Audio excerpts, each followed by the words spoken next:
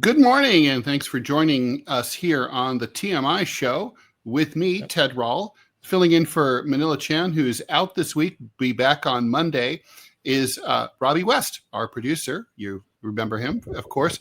Obviously, the main topic today is going to be the shooting of oh my God, it's like I'm totally like losing my mind here. Of who's the guy who got killed? Robby? Charlie Kirk. Charlie Kirk, yeah, right. Yeah, the assassination.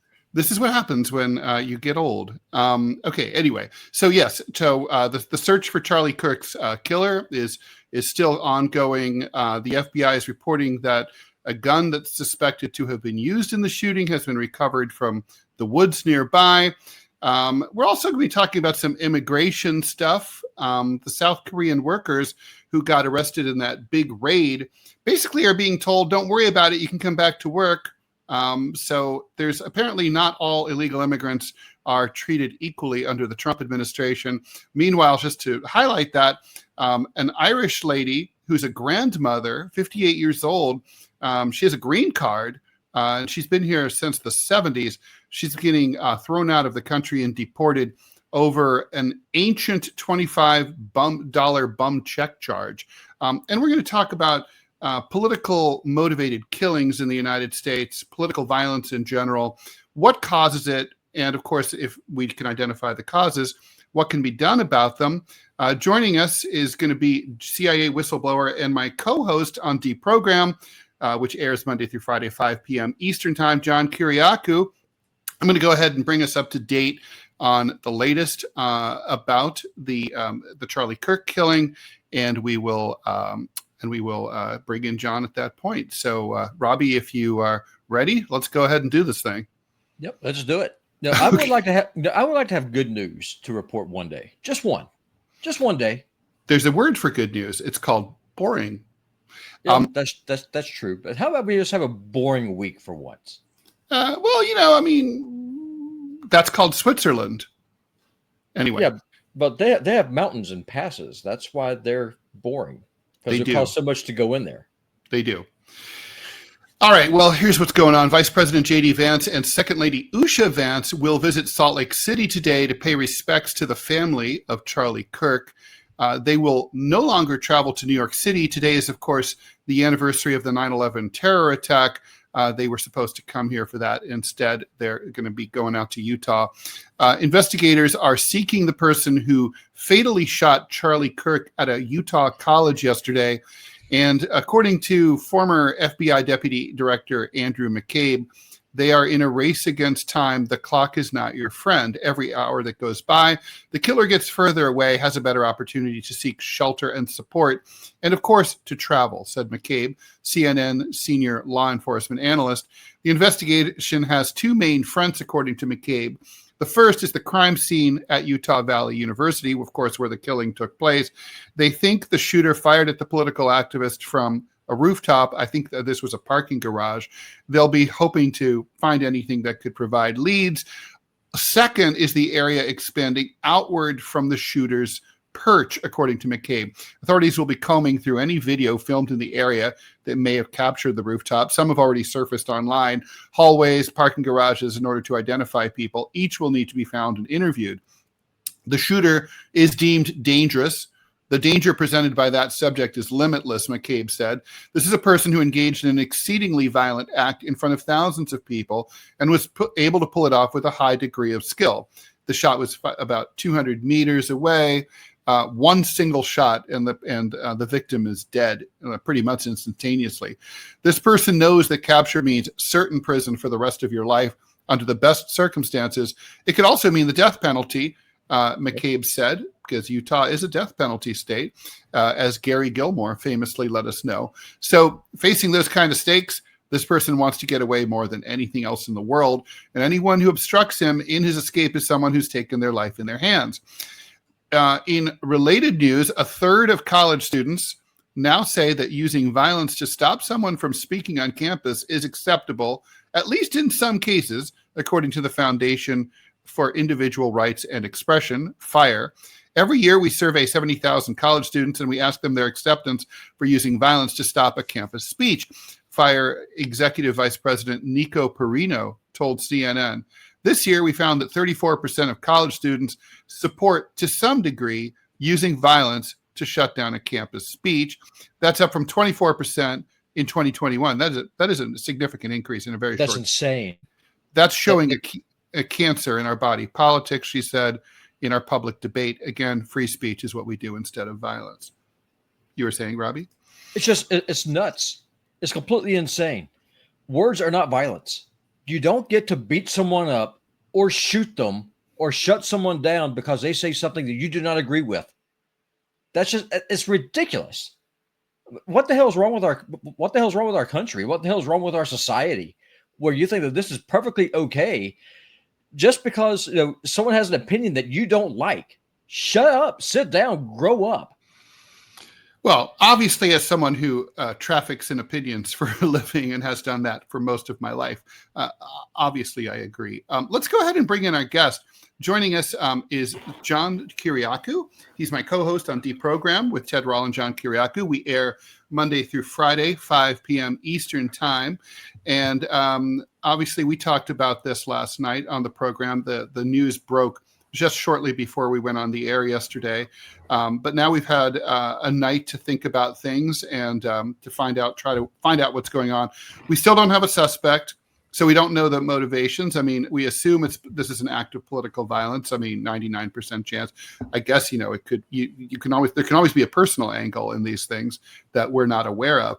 The person's still on the lam. Their gun is obviously a gun has been recovered. They're going to test it ballistically to see if it's the gun that fired the fatal shot. I assume they already know the answer to that question, right? It doesn't take that long, does it? No, it doesn't. And there have been a couple of developments, Ted, just in the minute that I was waiting to come on the air. The FBI is now saying, beyond the fact that they found the gun, they believe it is the gun. They say that they are now looking for a college-aged shooter. You and I were speculating yesterday that this person had to have some sort of military training to use a high-powered rifle.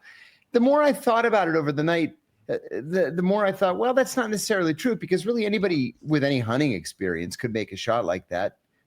Presumably you have a scope, it's a long gun, really not that big of a deal. Well, apparently the FBI believes that's the case as well. So they're looking for a college-age shooter. Wanted to make a couple of other points. Number one, I don't care how smart you are. If you're that age, you're going to make a mistake, and you're probably going to leave DNA all over that thing. In addition to your thumbprint on the bullet casing or the shell casing or whatever it is, you're going to leave a trace.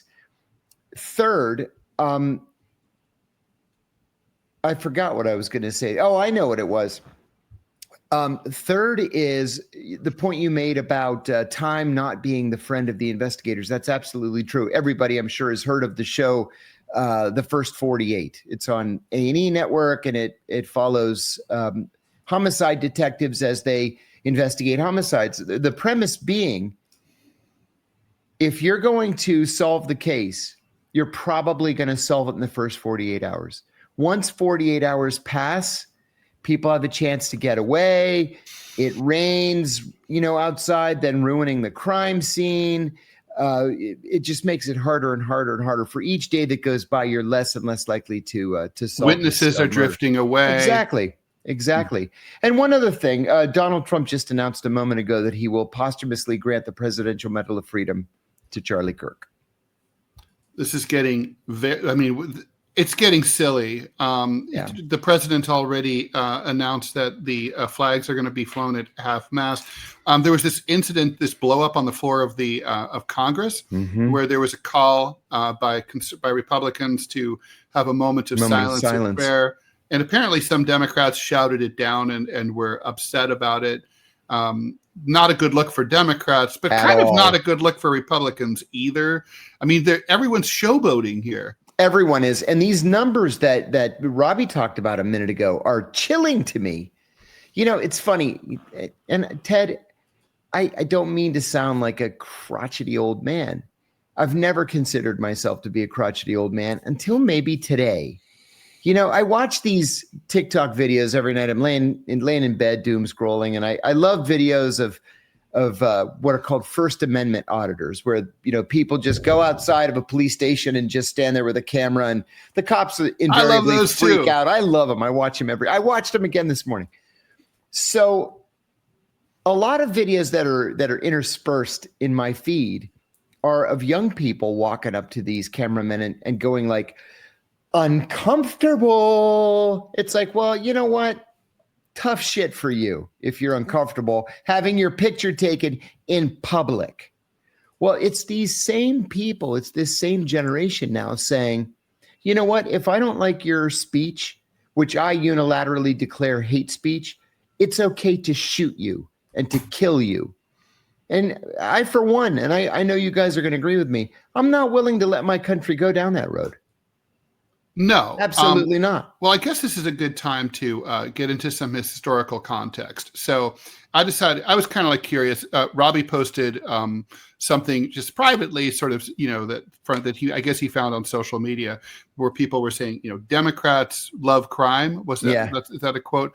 And I was kind of Trump from the White House. Yeah, and I was kind of like, I'm like, okay, listen, my memory is that Americans love, one of the things that really brings us together is that we love to kill each other for our political opinions.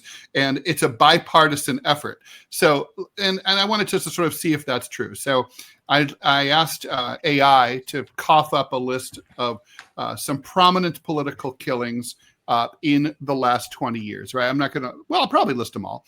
Okay, so here we go. 2001, February 18th, Dale Bagley was the mayor of East Haven, Connecticut. He was a liberal. He was murdered by his conservative political opponent. The October 15th, 2002, James Sackett was a campaign aide to a gubernatorial candidate. The perpetrator was tied to anti-government militias, basically targeted Sackett to disrupt a Democratic campaign in Maryland.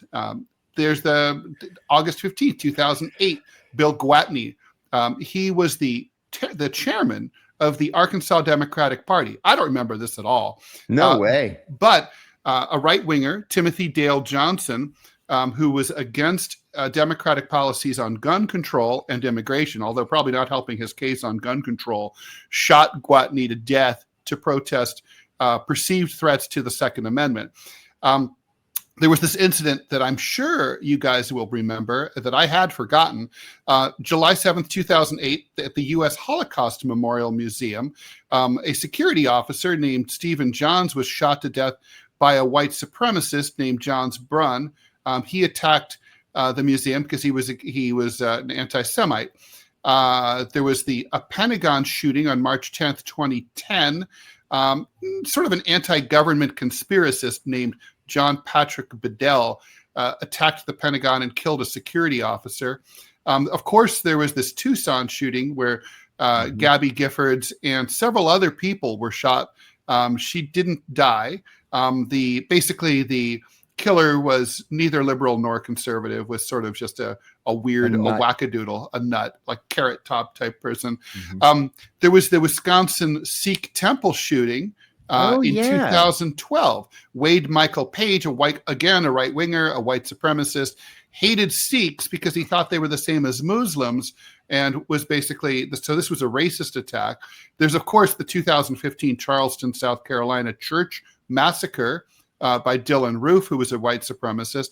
So far in this early stage, most of them are right-wingers, but don't worry, liberals will be included. Then there's the Orlando shooting. Christina Grimmie was a singer who was shot at a political fundraiser and basically by a radical Islamist, Omar Mateen, pissed off about U.S. foreign policy. There's the baseball shoot, the congressional baseball game. It was a Bernie Sanders lefty who named James Hodgkinson, who was out to shoot Republicans. So that's an example from that side. There's the Pittsburgh synagogue shooting, the Tree of Life shooting. Robert Bowers was an anti-Semite, right-winger. There's Jordan, 2019, El Paso. Jordan Anchondo was a local political activist, a liberal, and an anti-immigration right-winger named Patrick Crusius shot him at this event. And because he was against democratic open border policies. Of course, there was the January 6th Capitol riot. That's a right-wing, mob, basically. There was the attack on the judge in New Jersey. I think we talked about that yesterday. Judge Esther Salas. Her son was killed. Daniel Anderl. Apparently the judge wasn't home. Roy Den Hollander was a men's rights activist. He went out. She was a right winger. He went after her because she was a feminist. Mm-hmm. Remember Paul Pelosi? Sure. He was attacked by a right winger. Of course, Luigi Mangione. I think it's reasonable to say that he was a liberal, opposed to United Healthcare. There was the Israeli embassy staff. This was a liberal pro-Palestinian person who killed that couple coming out of the Israeli embassy on May 29th earlier this year. And of course, also earlier this year in June, the two Minnesota, the husband and wife, two Democratic politicians killed by a conservative, and now most recently Charlie Kirk. I'm sure a bunch of them hit the AI cutting room floor. The reason I go through this long-winded exercise, though, is just to remind us that this keeps happening, and it's really, I think, inaccurate to say that this is I guess if you have to look at that list, maybe slightly more conservatives do this than liberals, but that's sort of beside the point. The point is that it's bipartisan. Political violence it is. Goes from left to right, and it goes from right to left. And for Republicans to act differently right now, it's sophistry. Yeah, I couldn't agree more. Thank you for putting that together. That's a terrific op-ed. Thanks. But this just shows you. This shows you how the country is backsliding in the area of political rhetoric. In 1968, in April of 1968, Martin Luther King was killed. Just 2 months later, Robert F. Kennedy was killed. A couple of years after that, or 4 years after that, George Wallace was shot and paralyzed. Mm-hmm. Just 2 years after that, within a 3-week period, 2 different women tried to murder President Ford. It's like we've backslid back into that awful period from 68 to 75, where it just seems like the norm to go out with a gun and shoot people whose political opinions you disagree with. And I have to tell you, and I'm sure you're getting calls like this too. I had cousins call me from Greece yesterday saying, you need to back off on Palestinian human rights. You don't want to be a target. And I'm like, no, that's exactly what they want us to do. They want us to go silent. That's the whole point of this. Yeah, no, look, it is terrifying. John, I'm sure you're the same way. I have rarely ever stepped out on a stage without thinking that there might be someone who hates me with a gun in the audience. It's always in the back of my mind. And, yeah. There's that famous story. I'm sorry to interrupt you. The famous story about Teddy Roosevelt on the campaign trail. Goes up on stage to give a speech, and a guy shoots him in the chest, no less. And he insisted on finishing the speech before he allowed his aides to take him to the hospital to have surgery to remove the bullet from his chest. My favorite part of that story is that he was saved by his long-windedness. because of the fact that back then, because he kept it, like they all kept their speeches folded in their breast pocket. In their breast pocket. They would pull out a page, read it, and throw it to the ground. He was at the beginning of the speech. If the killer had waited later, but the bullet was slowed down significantly by the thickness of the speech. The thickness of the speech. And so, he definitely was wounded, but he lived to tell the tale. That was during his Bull Moose campaign run in 1912. That's right. And then remember, he got up again and he said, "Takes more than that to bring down a bull moose," and the crowd goes wild. They went crazy. Yeah. Wow. Respect. Total respect. Wow. Well, so I also kind of did some research about what political scientists say are the common societal explanations for political violence in any kind of Western society. And so here's the list. I wanted to bounce this off both you guys. So they're saying ideological polarization. So deep divisions in beliefs amplified by partisan media and rhetoric, dehumanizing opponents, fostering hostility. I mean, I would say that's part of it. Economic inequality and marginalization. Social exclusion breeds resentment, pushing individuals towards extremism. If you're more likely to become a political shooter if you're poor or unemployed. Erosion of institutional trust. I think, to me, this is the one that resonates with me. Distrust in government, media, or the judiciary fuels the perception that you can't get justice through the system, so you have to take matters into your own hands. Propaganda and misinformation, don't need any explanation there. Access to weapons. Obviously, if there's no weapons, you can't really shoot anyone. And psychological and cultural issues like alienation, mental instability, just crazy people. I don't know. What do you guys think? Yeah. I don't know. Go ahead, John. That sounds right on. And, listening to that list, too, makes it easy to point the finger at so many different places. Fox News list. And MSNBC and CNN are equally guilty. Last night, kind of late last night, MSNBC fired Matthew Dowd. Matthew Dowd deserved to be fired yesterday. What exactly did he say? Because I didn't pay attention. Well, he's the idiot that first posited that the shooter was a supporter of Charlie Kirk's who was firing into the air in a celebratory fashion because he was so happy to see Charlie Kirk. What does he think? Does he think we're in Afghanistan? They do that there. Yeah, and in Iraq. Yeah. Yeah, and he said it with a completely straight face. But the reason he was fired is that 2 hours later, while still being interviewed on the show, he was one of their paid political commentators. He blamed Charlie Kirk for the shooting, saying that, when you spew hateful rhetoric, then you shouldn't be surprised when somebody turns up to shoot you. So victim blaming, and then advocating curtailing his First Amendment rights to freedom of speech. So it was Charlie Kirk's fault that some guy from the roof of a neighboring building shot him in the throat.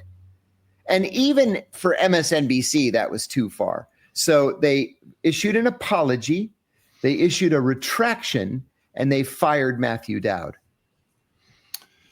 Well, yeah. I mean, again, I'm not sure that I agree with this firing. I mean, he said something. I mean, Charlie Kirk has said stupid things. Yeah, I've said stupid things. Me too. And like the point is, Matthew Dowd said some stupid things.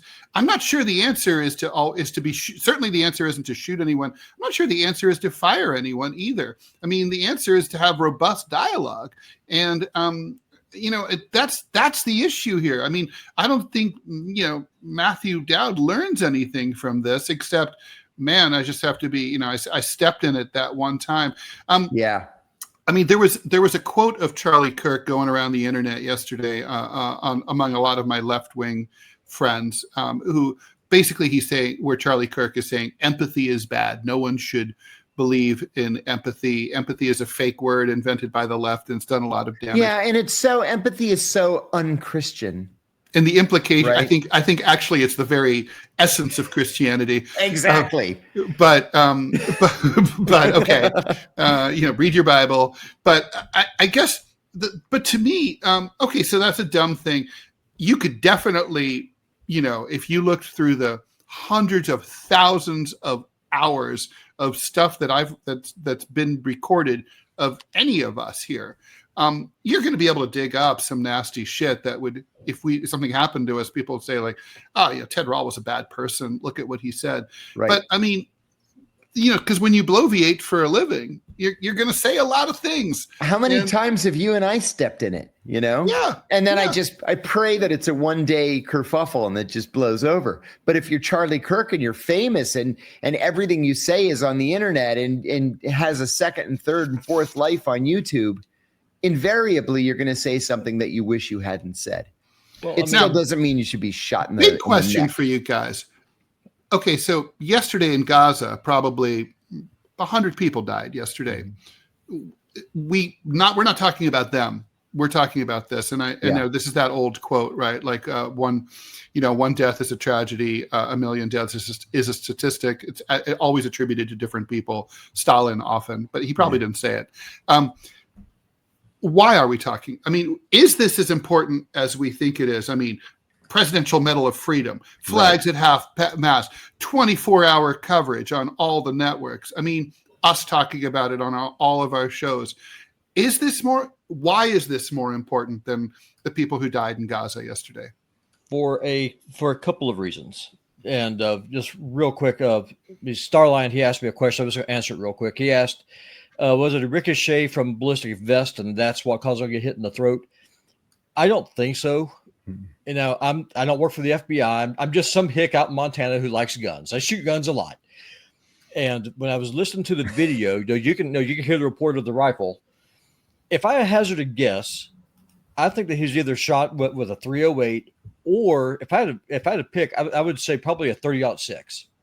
And the reason why I say that, but if you have that kind of a round, and John, you probably would agree with me on this, a bulletproof vest is not going to stop. No way. It's not going to stop that kind of a rifle round. No, it'll give you a nasty bruise from a 9mm, but a round from a long gun like that, not a chance. That goes right through. And I mean, as someone who's done an awful lot of hunting with iron sights, if I hazard to guess, probably this dude probably used a scope. For sure, 200 meters. If you're a marksman, though, no, what you would do is that you'd use iron sights, because you tripod it. I'm not going to go into the woods on this, but if you aim for the head, especially with the 30-06, you count for driftage, you go down, you hit the neck. That's how you take out a deer. That's what you do, is that way you don't spoil the meat. I'm just telling you from experience, as someone who's done this a lot. That's, if I had to guess, I think that's what's going on here. As far as the overheated political rhetoric, yesterday on Deprogrammed, that there was some YouTuber who's just there in the comment who said, "Be careful, Robby, because you're next, because you're a right winger, you're a Christian, you enable this, you deserve to get shot. If not shot, you deserve to be hung." I'm not looking at this. We'll have to block that person. Yeah, I don't care. It's just I was thinking about this. Too. It's just like, yeah, I'm a right winger. Yeah, I'm a Christian. But if you think I support what Israel is doing, you're out of your mind. Here's what happened yesterday with Charlie Kirk. Whoever this killer was, and to answer your question, Ted, is this more important than what happened in Gaza? I would say the answer is yes, because before yesterday, the right was broken. It was fractured. Trump's base was at war with itself, and the Democrats are sitting back eating popcorn. That's no longer the case. Oh, the Democrats are popcorn watch worthy themselves these days. Are you kidding? Both parties are dealing with the major schism, and that schism's only, I mean, look, it's the anniversary of 9/11. We were all unified. I had an American flag on the back of my car. We were all like, non-sectarian. Where did that all go a few months later after the Patriot Act passed and, it basically became the Reichstag fire moment for the Bush administration. It all went away. And I don't know. Any unity that you're seeing on the right now, Robby, I suspect is going to be short-lived. It's hard to say because, yesterday, you said it was kind of silly, what happened with Congress yesterday, about the moment of silence. Then you have Jasmine Crockett coming out with her ghetto skank-ass self, shrieking like a banshee, just making a complete and utter fool of yourself. I mean, if someone shows you who and what they are, it's probably a good idea to believe them. Believe them. And that's the issue here, because here's what I think is going to happen. People on the right are pissed. People on the right for the last 8 years have been being called Nazis, being shadow banned, being debanked, really, I mean, they've been they've been the victims of a political witch hunt in a lot of ways. Now, you can disagree with that, but I think that the facts on this back me up. And here's the issue. With the left, whenever you say, you see a Nazi, you punch them. Well, great. If I'm a Nazi, and as a right winger, I'm a pretty level kill one. Not everyone is going to be as level killed as I am. And what's going to happen is if you start treating people like an enemy as opposed to someone. Well, it's that dehumanizing language that we're talking about, Robby. I mean, of course. I mean, sort of like, I mean, in the days after 9/11, I stopped counting all the death threats I got from people who said I was anti-American. Well, if you're American and you love America, and you think some cartoonist is anti-American, it stands to reason it might be your patriotic duty to waste him. Because Christianity has two major I guess you can call them philosophies when it comes to dealing with an enemy. One is an eye for an eye and a tooth for a tooth. The other one's turn the other cheek. And we hear an awful lot from the left. The problem is that leftists don't read their Bibles. When Jesus is talking about if your brother slaps you on the cheek, you turn the other cheek off from the other. That's what you do with someone who's a brother that you disagree with. An eye for an eye, though, Jesus never said that. That's what you deal with an enemy. When you start, if someone attacks you and they start killing people, and right now a lot of people on the right are saying all the bullets are coming from one direction. Maybe it's but they're wrong. They're wrong about that. I mean, I can send them my death threats that I still get. Oh, I get if they don't believe me. Hey, no, listen. And there will definitely be left-wing victims and liberal victims of political violence in America in the near future. Yeah. There just will be. I mean, this is, and that's what I'm worried about. Honestly, it would be awesome if we could say this is caused by a certain type of person with a certain type of ideology, and the victims are always the same. Then we could really isolate the cause, and we could cast the blame, and we could stop those people and control them. But that's just not true. I mean, The truth is, it's all Americans who do this. They tend to be younger.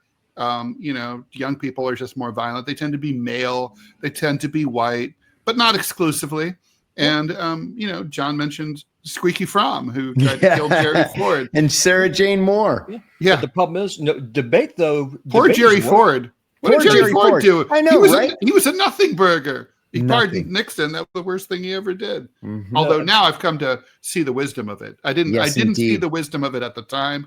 I thought it was a bad move, and it made the presidency unaccountable. Now I think it was a really wise and mature very decision. Forward thinking. Totally agree. What I worry about is that Trump is going to pick this, and his faction, they're going to run with it. They're going to milk it for as much as they possibly can. Which is only going to make things worse. Of course it is. Like, you have lunatics like Laura Loomer, who's talking about going after the Democratic Party institutionally and then banning it. It's just like, sorry, I have no interest in living in Nazi Germany. That's not me. And then on the other side of the aisle, you have Pocahontas, Senator Warren said, "Oh, well, we need to ban guns." Well, best of luck with that too. I mean, no one's willing to sit down and actually address the issue. The three of us here on this panel, we disagree with each other on a lot of things, but we can sit down and have a reasoned conversation. We're not the problem, and I guess the point is, how do we set an example?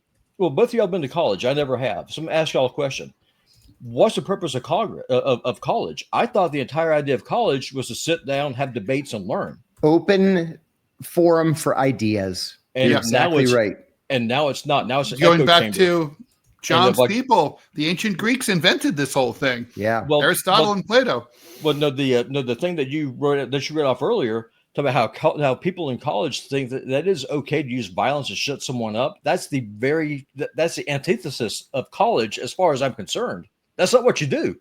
Well, I mean, the problem is we're not getting good leadership from the leadership class right now, from the media or from the president or from the politicians, because, I mean, nobody's acting well here, right? I mean, what you want is a Hollywood moment where everyone just stops and just say, cut this shit.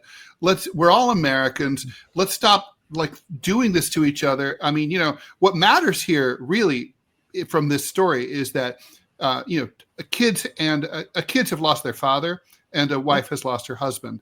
And that, by the way, hundreds of people, those college kids who were attending this event, have been traumatized, Oh my terrorized, God, yes. victimized. I mean, what they had to see and suffer through is, I know the psychologists of the future need to earn a living, and they will in Utah. But this is like that's what really matters here. And this isn't really about politics. It's about murder. And, it's unjustifiable murder. Well, and that's really kind of what I wish we would focus on. I wish the president would focus on that. And I don't even know if talking about guns at this time is useful, because guns aren't going away. That's part of our culture. Mm-hmm. But it's like, but like basically just saying, like, we have to be cool with people talking shit in the public space. We just do. Well, now the issue is that the right now has a martyr. Yeah, they sure do. They have a martyr, and that's what it is. And there's so much rage. And the left are rolling their eyes with some justification. Well, they're rolling their eyes because he's not really a great martyr. I have a friend, a very, very close, dear friend, who's the former head of the Republican Party in Texas.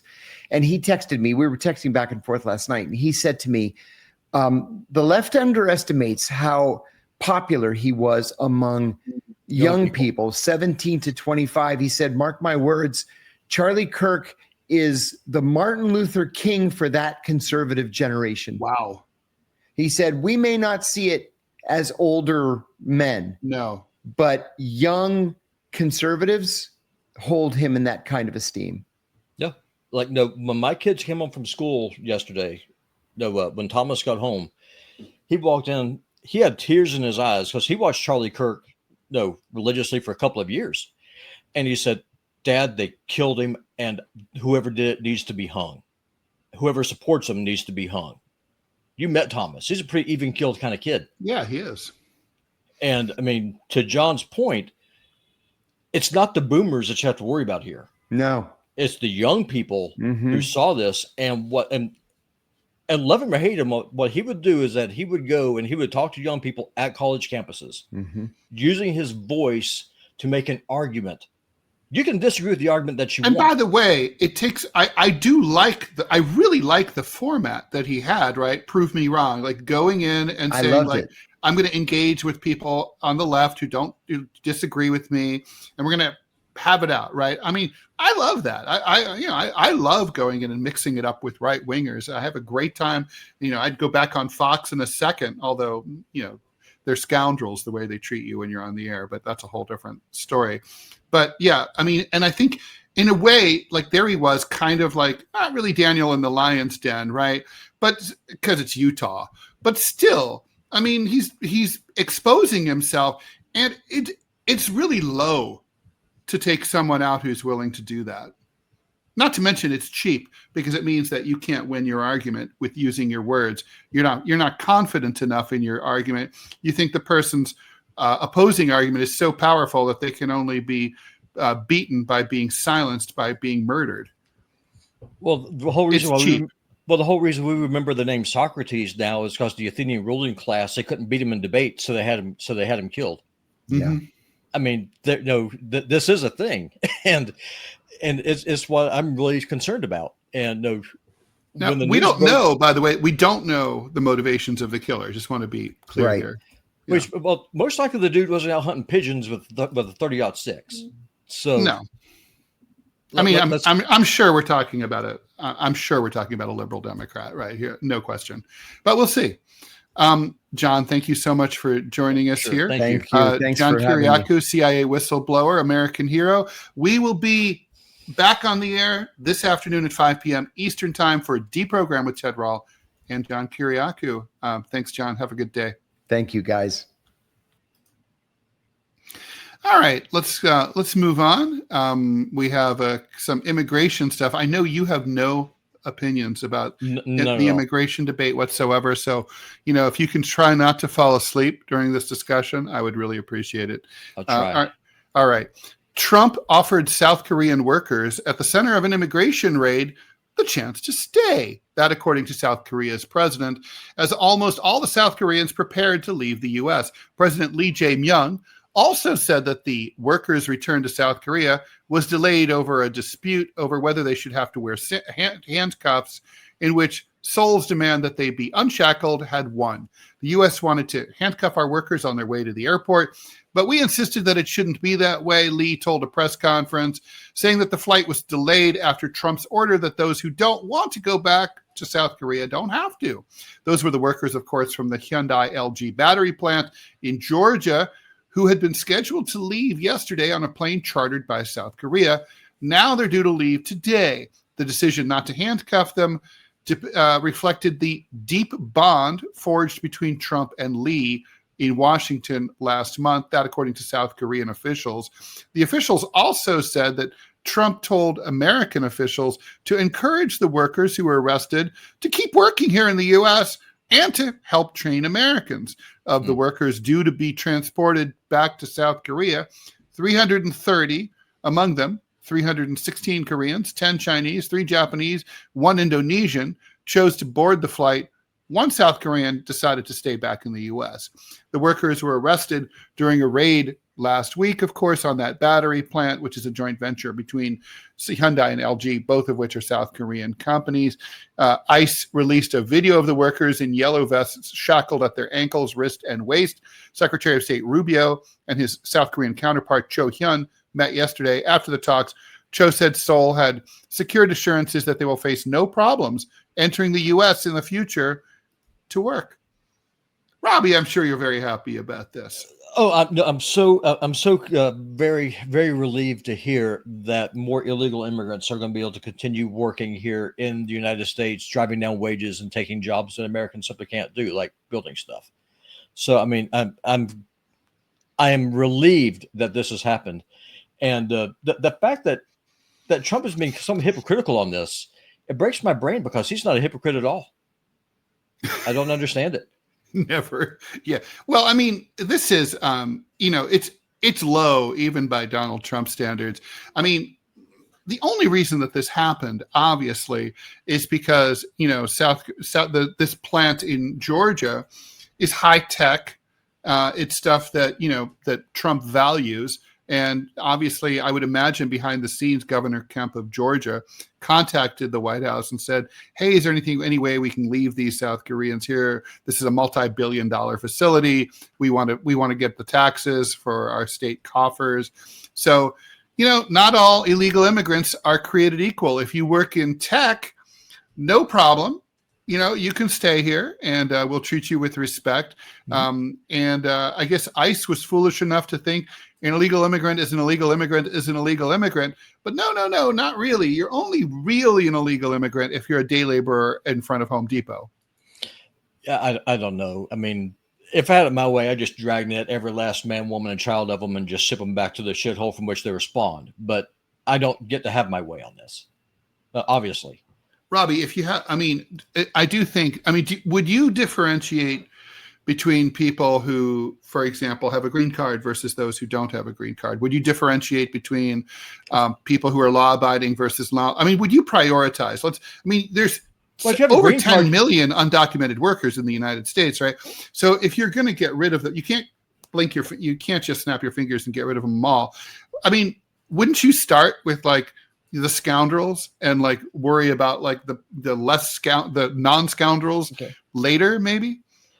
If President West, if I got elected president before I got assassinated within the first year of my term, what I would do is I would start with the prisons first, because why would I pay to house and agreed have no? And we already know the criminals. Why would I pay you here? Yeah, of course. So I would deport them first, 100%, and then I would just go from there. As far as someone having a green card, if you have a green card, you're here legally already. I'm not worried about you. I don't think you should be here, but you're not here illegally.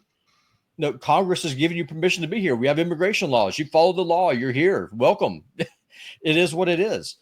But to answer your question, I would go through the prisons first, and then I would go through every meat packaging plant in the country. I'd round them all up, and I would tell each company, look at you, Tyson's Chicken. If you want to stay in business, you have to start paying Americans a living wage. I mean, that's what I would do. And then I moved to Home Depot, and I would go to all these other places. Yes.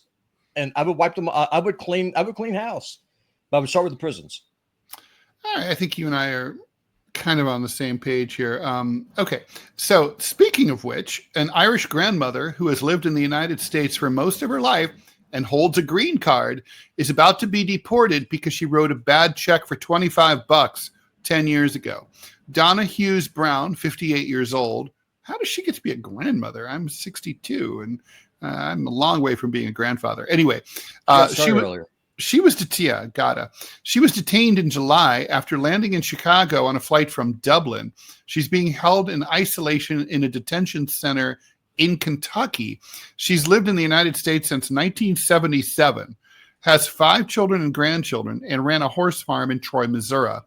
Her husband, Jim Brown, not the blaxploitation actor and former NFL star, a U.S. citizen and military veteran, told reporters his wife isn't a criminal, that he 100% regrets voting for Trump. He said she had been detained on a misdemeanor relating to a $25 check she signed 1 decade ago and for which she made restitution, which you have to pay $27, and received probation. She was detained under legislation amended on the 4th of July as part of Trump's sweeping One Big Beautiful Bill Act. The couple went to Ireland that month for a funeral. When they got back to the United States, they landed at O'Hare in Chicago on July 29th, and a cop was waiting for her on the ramp. 5 days later, she was transferred to an ICE facility in Kentucky, where she told her husband conditions were deplorable. He lost contact with her entirely when they moved her to isolation. Brown thinks that her requests for a low-sodium diet might be the reason they moved her. They tried to feed her hot dogs and chili mac. She probably told them after the 5th time they tried to serve her, "I'm not eating that," so they locked her up. I haven't heard from her in 3 days now. Brown said that a deportation is scheduled for September 17th. Hopefully they'll dismiss it. We have 40 character witnesses we sent to the lawyer. Hughes Brown was born in England, grew up in Ireland before moving as an 11-year-old to the U.S., where she renewed her green card but never became a citizen. Thoughts? Double jeopardy is wrong. I mean, she wrote a hot check. She paid her debt to society. She paid her $27 fee. I mean, I don't understand why they're going after this woman. I don't get it. I do not understand it. And I am far from being a libtard when it comes to immigration. No, you're really not. I don't understand this. I don't get it. I don't understand the thought process behind it. It's cruel. It's stupid. It's cruel and stupid. I mean, if you want people to actually get behind you when it comes to, deporting illegal aliens, that's what I want to have happen. You probably don't go after people and commit double jeopardy in the process over something that has been resolved over a decade ago. We have bigger problems than this. Agreed. No, I mean, I can't even add to that. I mean, at this point, I'm just going to add a news you can use component to it, Robby, which is as follows. I mean, honestly, if you don't have full-fledged U.S. citizenship and you have a green card, you're a permanent resident of the United States, I don't think it's a good idea to travel overseas or leave the country at all. You're in peril, when you re-enter the country. I think it's not a good idea. You should probably try to get naturalized, or maybe wait till Trump leaves, stay in the country, then try to become a naturalized U.S. citizen. You probably should have done this years ago, honestly. I never really understood all the people I know who, I'm fine, I don't need to become a citizen. I'm like, but you live here. You have a green card. This is where you don't intend to go back home. So get the citizenship. I mean, if I moved to Kazakhstan and I didn't intend to ever live anywhere else, I'd become a Kazakh citizen as soon as they would let me. So that's rule number one. Yep. I think, just basically do not fucking take any chances like that. Avoid all contact with the authorities. I mean, don't drive. I mean, if someone else can drive you, don't be the person behind the wheel. The cops are really not allowed to ask many questions of the passenger of a car. So, I mean, lay low, become a U.S. citizen. Don't travel overseas. Yep, we got a question on Rumble, Ted, from Elias 3SP. Can you address the incendiary rhetoric from the right against Democrats in the last day? Right equals Trump, Woods, and many others. Sure. Well, yeah. I mean, look, the thing is that I kind of alluded to this a little bit when we were talking to John about this. Yeah. No. I mean, there is a lot of overheated rhetoric coming the other way now, and stuff like Trump saying, Democrats hate the law or whatever. I mean, this isn't helping. Okay, this is doing is encouraging retribution. Retribution's not what you need. It's like what you need is for someone to stop the cycle. Imagine if after 9/11, the United States had decided not to treat it as a military act, but to treat the attacks as a police matter, investigate and capture anyone responsible, including in places like Saudi Arabia and Pakistan, arrest those people, send them to the World Court in The Hague. Imagine if after October 7th, the Israelis had decided not to treat it as a military thing, but to basically play the victim card and say, woe is us. Why did they attack our beautiful young people and rape and kill them? We're going to try to, address the root causes of the Palestinian anger at us. Why do they hate us so much? Why do they hate us? And try to answer those questions. I mean, you could maybe start to break the cycle. This is not that. This is, unfortunately, I hate to say this, the Israeli leadership, were jumping up and down, kicking and screaming with joy when October 7th happened, because it gave them the excuse that they needed and wanted to invade and annex and ethnically cleanse Gaza. Similarly, yesterday, when Charlie Kirk was killed, some figures on the far right were like, this is awesome. We are going to be able to use this to beat up the liberals.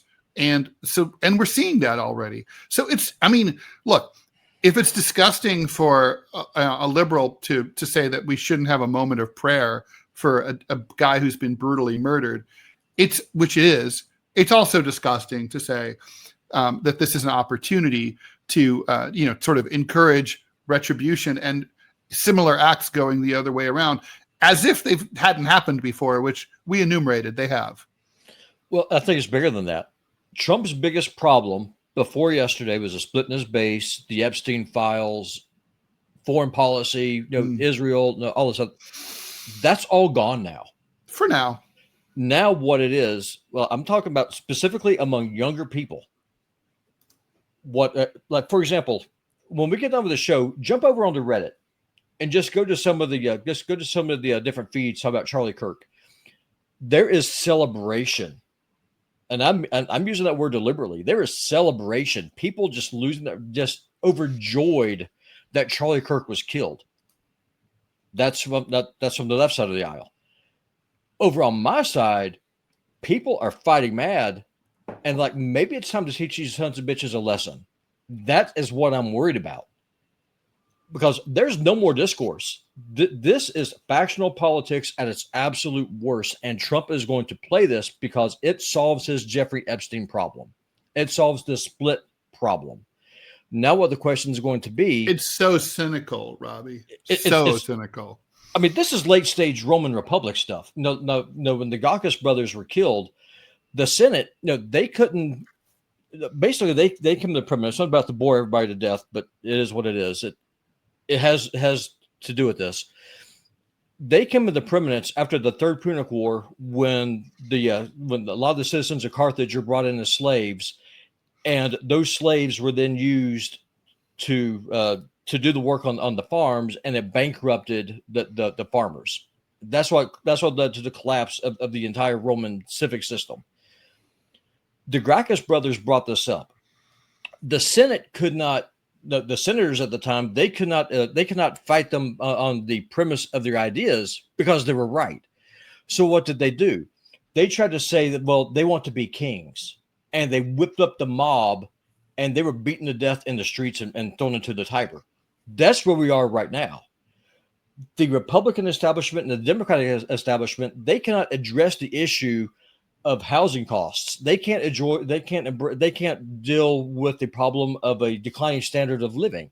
They can't deal with the whole idea of Americans actually asking questions. It's like, why, if I get sick, do I go bankrupt while we send $10 billion a year to Israel? So now the Charlie Kirk gets killed, and now they're able to do these dog whistles, and they're able to change the conversation. That's what this is. And the way they're going to do this is that they're going to play the right and the left against each other, just like the British did in India. And that is what I'm most worried about. And I can see it happening. And frankly, it scares the hell out of me as someone on the right. Ted, you're not my enemy.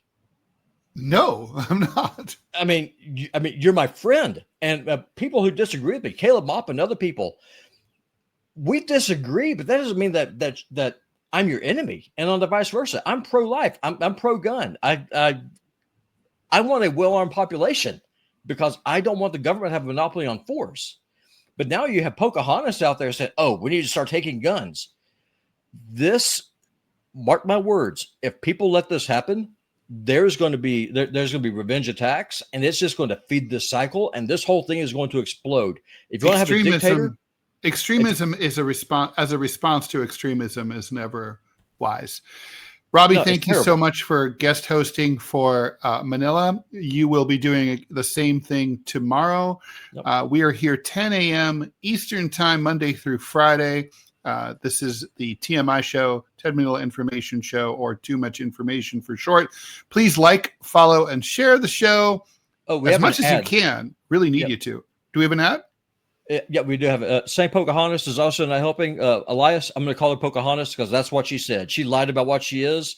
You know what? Sucks to be her. I'm not going to apologize for calling that old hag Pocahontas. So yes, I do have an ad. Let me go ahead and pop that up for us. She's a cute hag, but anyway, go ahead. Yeah, her and Jasmine Crockett. Jasmine Crockett should be expelled from Congress for that crap she did yesterday. Let me just go and pull this up. She's such a douchebag. Just 1 second. Let me see here. There we go. Okay. If you haven't already, make sure you download the Rumble app. It's free, simple to use, and the best way to stay connected to the content you want. Once you've got it, search for my channel and hit follow. That way you'll get a notification every time we go live. No missed shows, no extra steps. You can grab it right now using the link in the description or the pinned live chat. Download it to your phone and you're ready to go.